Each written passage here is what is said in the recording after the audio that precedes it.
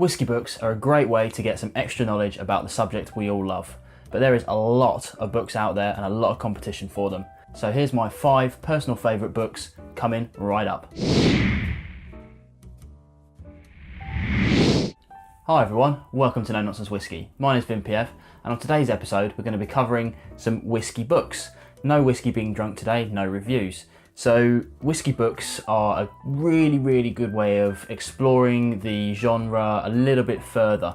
We all like tasting whiskey, I assume that's why you're here, but there's so much history and knowledge to be gleaned, but there's so many different books out there, it can be pretty difficult to decide exactly what you need when. So these are kind of my top 5, let's say, personal preferred books. If you think I've missed something off the list, don't forget to comment below and I'll probably do a kind of commenters edition somewhere in the future. But let's get right into it, and bear in mind these aren't a top 5, just 5 personal favourites. Let's look at the first one. So to kick things off, we've got the Pocket Guide to Whiskey. This little guy is written by Blair Bowman with Nikki Welch, and the general idea behind this thing is the whiskey tube map. The general kind of principle of it is that they've grouped together some distilleries that are similar in theme or character, and it's a kind of step-by-step guide by going through these kind of tastings in general. You can start at the beginning and work through them depending on what you fancy. Now this all came about when Nikki Welch, she did her wine tube map, and when the two met they really wanted to explore other different kinds of things going on. So this is what came out of it. That said, I think it's a great guide for beginners. If you've been drinking whiskey for any kind of length of time, you'll know what kind of things you like and what you don't like, and what distilleries you like and what you don't like, and vice versa. This would be an excellent thing for beginners to get into if you're not sure where you're going through. So it was invaluable to me a little while ago, but now I don't tend to refer back to it much anymore. But I would definitely buy this as a gift for somebody who is just getting into whiskey, or someone you know who's mentioned they like a few drams but you think they can explore other things. Perfect little gift for just that occasion. Second on this little list is Ian Buxton's 101 Whiskies to Try Before You Die. It's had several iterations now. This is the third, this is the second. I missed the first one. But the idea behind this is it's not like an awards list, it's not a top 101. It literally is just a list of whiskies that the writer Ian Buxton thinks that you should try at least, even if you think you might not like them, just to kind of complete your whiskey education. He does different iterations of them because the whiskies in them sell out or they go up in price or whatever. So he's got some rules about what whiskies go in there. For instance, I don't think there's anything in there over £1,000, maybe just a couple that are over there. Generally they're all affordable, generally they're all relatively easy to get, but there's excellent little markings in there that say how expensive they are, how rare they are, how much effort you might have to put in to get that particular whiskey. But I personally find this an invaluable tool to keep me broadening my horizons. On top of the whiskey channel that makes me try new things every week, this kind of guides me into thinking, oh, maybe I should try that distillery or that different genre or whatever.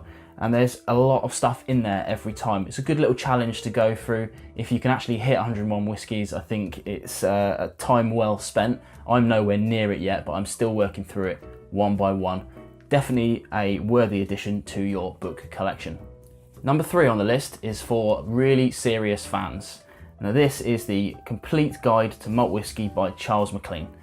This has basically everything you could ever want to know, and maybe a little bit more in there. It covers everything from 50 pages of history of Scotch to how they make it and how to taste it, going through the regions in quite great detail, plus a directory of a lot of the distilleries. And it's even got some resources in the back to help you expand your knowledge even further.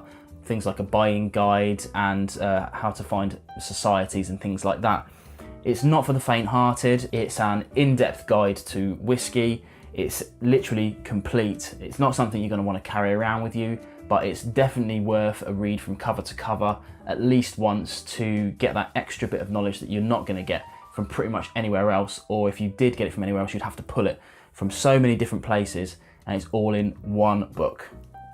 Number 4 is the Malt Whisky Yearbook, and this is the particular 2018, As you can see, I've got nearly all of the predecessors from 2008 all up to 2018. I'm actually only missing the first two, and that's 07 and 06. Quite hard to get hold of now, not too bothered about it, it's massively out of date, but if I ever get the chance to complete the collection, I probably will get them. But I've included this because this is your one-stop shop, and as you can see, mine as well is heavily used, heavily dog-eared, and it always is every year, for knowledge on distilleries that produce malt whiskey. You're not going to find things like some grains, you're not going to find bourbons, and you're not going to find things that don't produce malt whiskey, single malt whiskey. It does cover everything, including Scotch and out, so there are other distilleries in Europe and America and further afield, but it's every year it's got a completely revised additions to new distilleries. If things change at the distillery, if they upgrade their stills, whatever, it's going to be in here. The editor Ingvar Ronde and his team do an absolutely fantastic job, and they pull together some really big industry heavies to do some articles in between all of the information. But in terms of distilleries themselves, it's stuff like this. You know, you've got a page or two, depending on the size of distillery. But one of the most invaluable things for me is the pronunciation guide, which, although you don't hear it, you get a good idea about how to say things if you haven't seen Roy Akavite's videos. It's probably my most used book out of all the ones we've seen. I've read the other ones cover to cover, but in terms of resource for knowledge, this one really is my go-to, and I think a lot of people in the world, in the community, will agree with that. But this is, if I only had to pick one book, I think this might be it. But we shall see. It's entirely up to you how you feel on that. I think this is the one for reference. Last but not least is the books you write yourself. Now, these are kind of 4 examples of the kind of books that I tend to use myself, starting with things like the good old trusty Moleskin. I take this everywhere with me when I'm going to do a tasting, and I do brief tasting notes on everything I do when I do like a tasting of kind of 4 or more whiskies. That is absolutely brilliant for that, nice and pocket sized, but you can get other things involved, including ones with pens attached to them and stuff like that. Haven't started that one yet. But when I'm assessing whiskey, I tend to use dedicated books which help me out a little bit more, give me a bit of direction. Things like this, which is the 33 Drams of Scotch. In fact, this has a little bit of single malt in it, which is interesting. But I like this one because it has dedicated pages, and you can see it has like a flavour chart and things like that. Just gives you a little bit extra to assess your whiskey. But I use these when I'm sitting down with drams to review them for channels. So, and this one here is another one that I haven't started yet, but I'm looking forward to starting once I finish this. It has a kind of complete guide on how to taste your whiskey in there, and it actually has a handy colour chart, which I'll probably use for other whiskies as well. Good little things to have to kind of help you really pick out the notes that you're after and keep a good log of your maybe good whiskey, let's say.